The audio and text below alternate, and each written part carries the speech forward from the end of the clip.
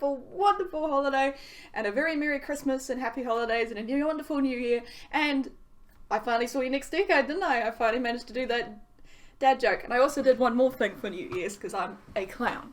Sorry, excuse this. Look, gonna fall over everything. See, I've shifted my room around. Doesn't it look better? Anyway, because I'm a bit of a stickler for tradition and I like to just be a bit stupid, I decided it'd be really funny to lift my left leg up and stay balanced, and literally start the new year off on the right foot. I know, so childish, so stupid, but hey, I'm 24 and I'm happy, and I'm finally free of the worst decade of my entire life. Now, I'm going to keep this video humorous as I can. I don't want to get too into it, but you know, it's going to be raw and it's going to be true, so grab your tissues, and hopefully you'll be crying with laughter instead of sobbing in a mess. Oh man, the 2010s, where do I begin with that flaming year? So 2010, I was in year 10 in high school. I know, little baby Brookie. Ah, look at me. I don't even have photos of when I was in year 10, but I can probably put one up right now with me in 2013 with my friend Coral. Hi Coral, hope you're having fun down in Napier, miss you. So, I was at high school, and I'd been bullied since I was basically in year 1. So I knew from year 9, which was also not the best time, that I was going to get bullied again. At this time also things weren't going the best at home.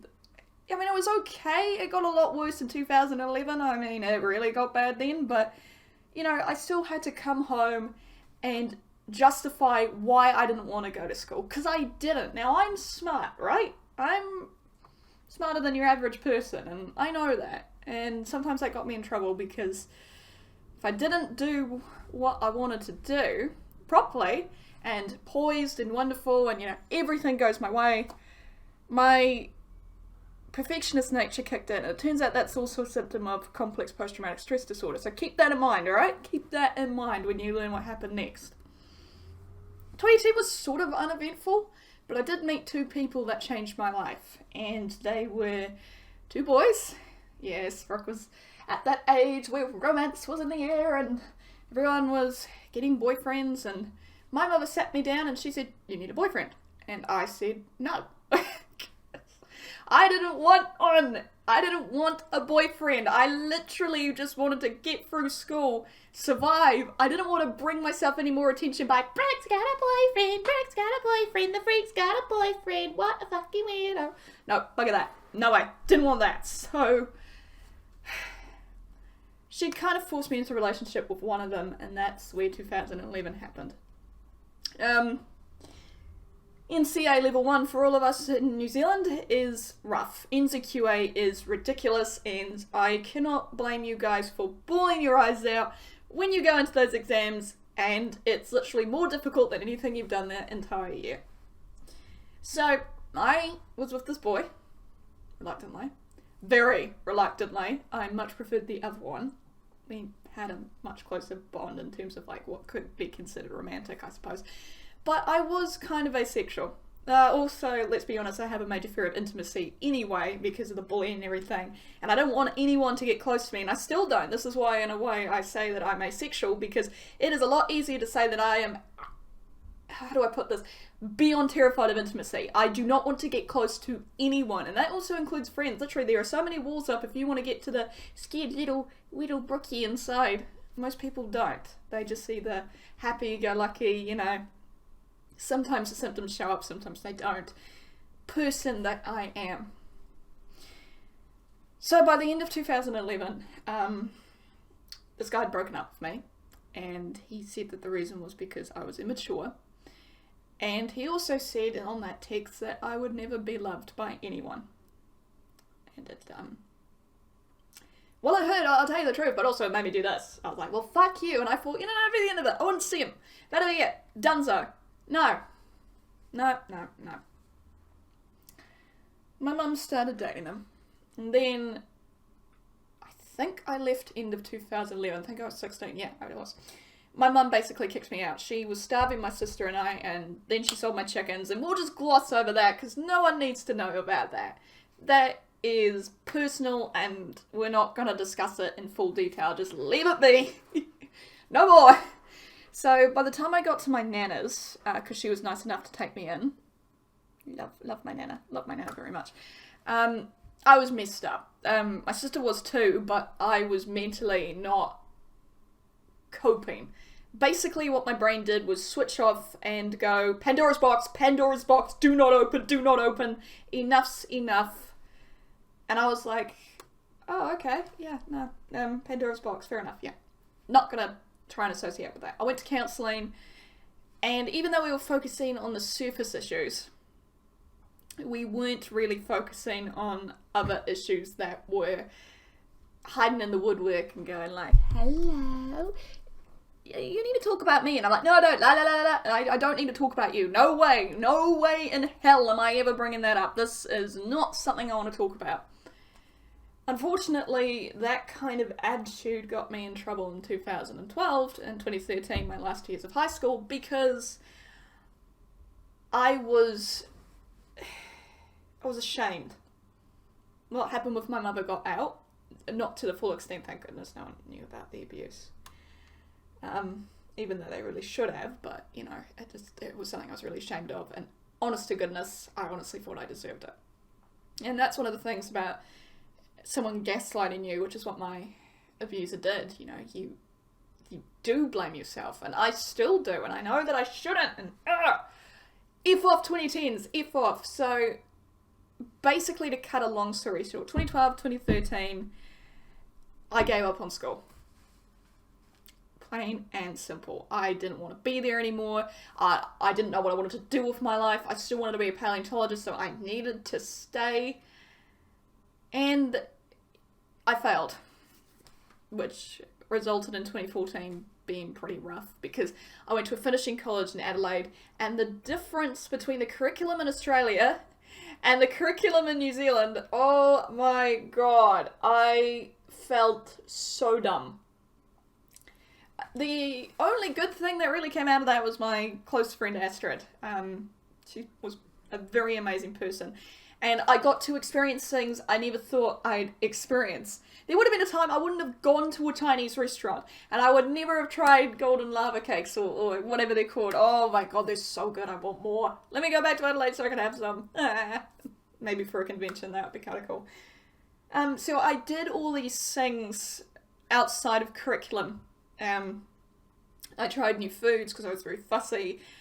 I experienced things that, even though they don't make me very comfortable, I wanted to do. So we're talking going clubbing and hanging out with people, having sleepovers, even though I'm very much the type of person that would much rather come home and go to bed in their own fabulous bed that's, you know, made because their back's fucked, basically. So, yeah, you know, like, it was an experience and a half, but I'm very proud of myself because, you know, it could have been a lot worse. So by the end of 2014, I'd failed finishing school. I was not right in here, and I was not right in here. There was a lot that was starting to bubble up, and I just wasn't capable of being a normal human, I guess is the right word. I didn't know how to adult at all. So I decided that I was going to do something that made me happy, and one of the things I wanted to do was learn to horse ride. So in 2015, I packed up my life in Adelaide, flew 4.5 hours, vomited my guts out on the plane. Yeah, that's what anxiety does to you. And then drove 12 hours down to a little town in New Zealand at the bottom of the North Island called Masterton, where I attended Taratahi Agricultural College. Yes, that Taratahi. The Taratahi who had a major fraud case. Whoops, yeah, I went there. It was alright. There were some good things. I learned to horse ride. I was really happy about that. I made some amazing friends who I'm still friends with today, and I think I'll be friends with for the rest of my life, hopefully. Please. I don't want to lose any more friends, please. So I had a boyfriend down there, and that didn't really go according to plan either. It didn't go well for me.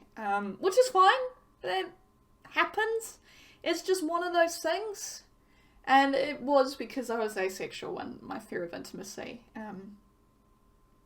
It broke me. but I still passed. And I won the Rising Star Award at Hoof and Hook. So just have to say, even though I love animals very much, I did something that was really hard, and I won. So, goes to show that if I put my mind to something, I can do it.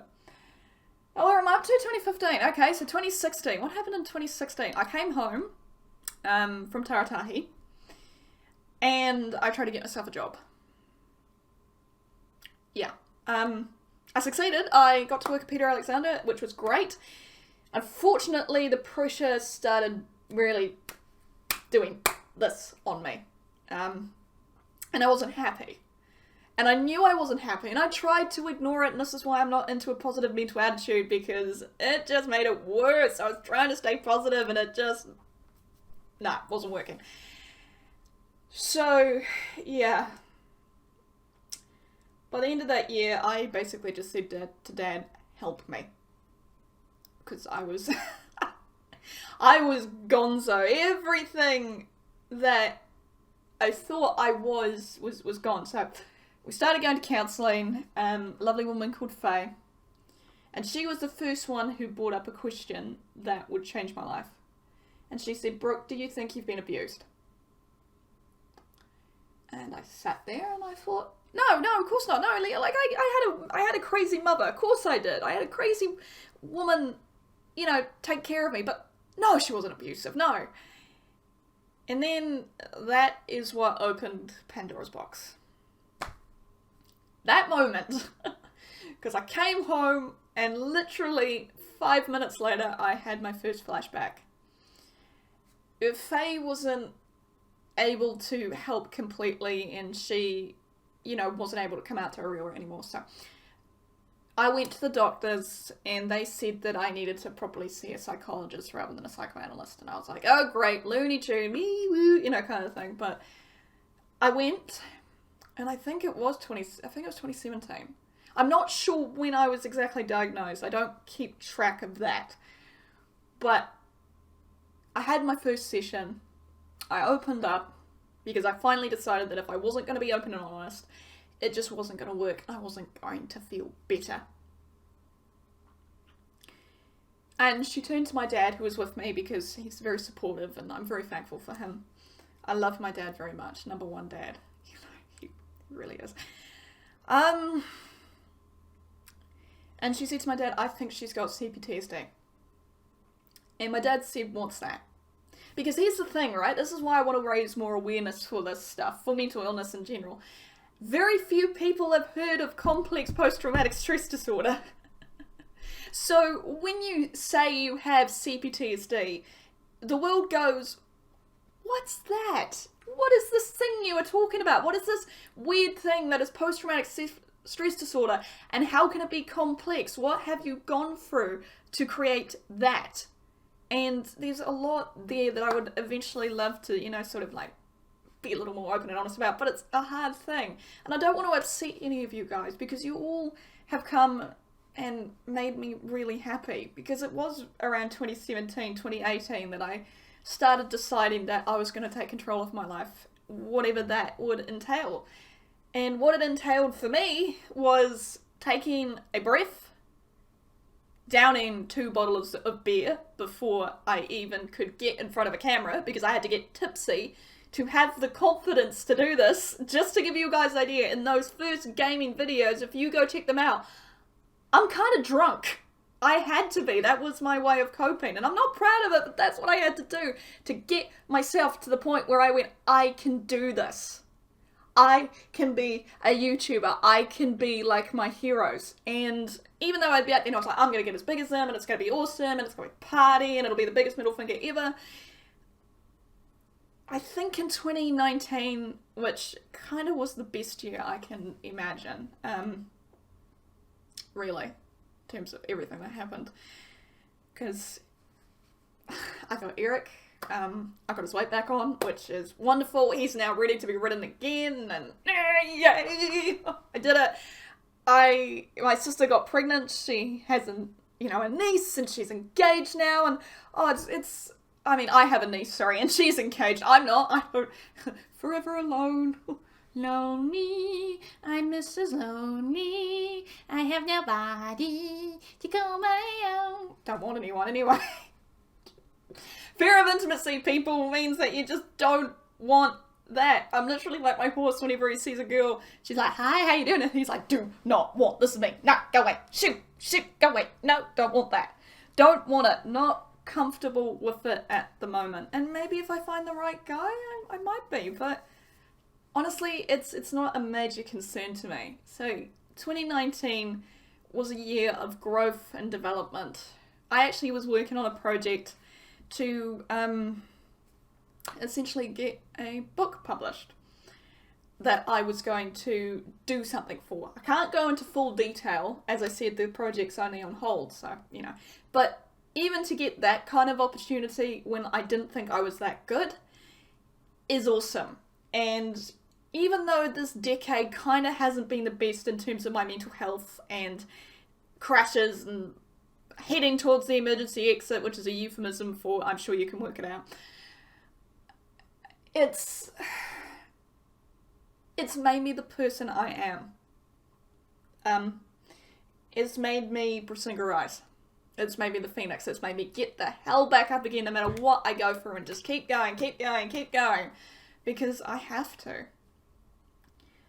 And I know this decade's going to be better, and I'll tell you why. 1, because I got rid of the toxic person in my life. 2, because I'm going to get rid of the toxicity in myself and work towards getting better. 3, I'm going to do what I want to do for once in my flaming life. I've got a lot of things I have planned for the YouTube channel this year, and I am so excited.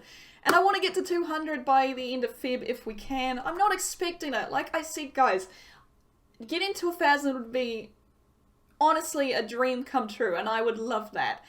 But at the same time, any growth will be worth it to me. Any kind of maturity and growing and learning and being me is gonna be worth it.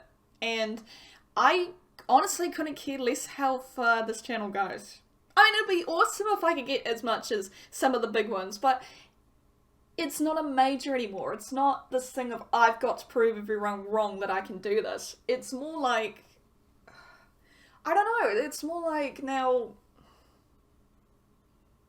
how far can I go for me?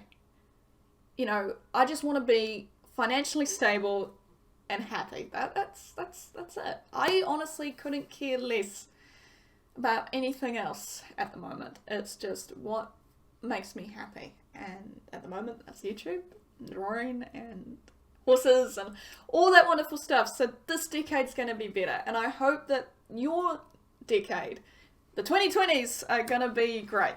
I hope that in 10 years' time, we can all, you know, look back on how young we were. Because let's face it, I'll be 34. Bloody hell, that's going to go quick. And Zalia will be 10. That's really awesome. So she'll be at that point, and hopefully she won't have to go through what I did. She's got an overprotective aunt. You bet your bottom dollar she's not going to go through what I did. No way! Sorry, Zalia, you ain't going to do anything I did. You are going to have a great schooling. You are not going to get bullied, and if you do, you tell your auntie, and your auntie's going to be down at that school having a few words with the teachers and the principal going, you need to sort this now. And you are going to have a wonderful, wonderful life, because you've got a family who isn't going to let you suffer like we did. We all went through hell. Zalia, you won't be. And to all of you, seriously, if my story can do anything, if my sense of humour and my upbeatness and the fact that I can talk about this stuff does anything, I hope it shows you guys that it doesn't matter how old you are, you can start doing something you're happy about. And I think that's what this decade of crap taught me.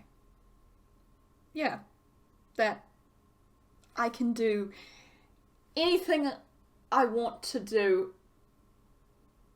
and that, man, that's worth the price of admission, isn't it? How many people can say that? Huh? How many people can say they got a pie named after them? How many people can say that they got the opportunities they did? I can. And that is wonderful for me.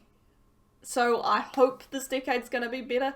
I'm going to make sure it's better, and this year's going to be great on YouTube. We're going to be uploading every day. So who knows what kind of madness is going to come out of this, but one thing I do know is that I'm going to have you guys along for the ride. So thank you so much for watching me babble on for over 20 minutes, which is kind of ironic, you know, 2020, 20 minutes, clever, maybe, unintentional, who knows.